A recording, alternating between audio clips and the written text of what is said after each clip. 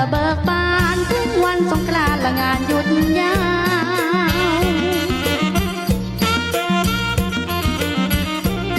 หนุ่มๆสาวพบกันอีกคราวแล้วเท้าไทยเอิงเอย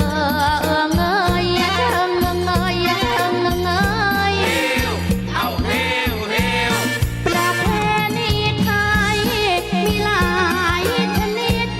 แต่ที่ฮิตนะต้องยกนิ้วให้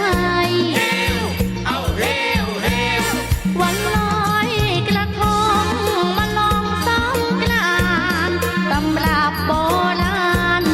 ยังบานเต็มใบ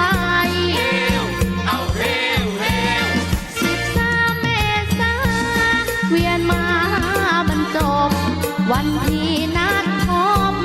เคารพผู้ใหญ่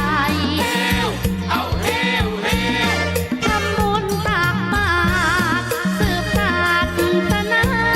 ปล่อยนกปล่อยปลาก็ปล่อยกาแล้วก็ปล่อยไก่ผู้มีพระคุณอุดหนุนแนะนำต้องไปอาบน้ำแล้วทำการไหว้ที่วัดยังคง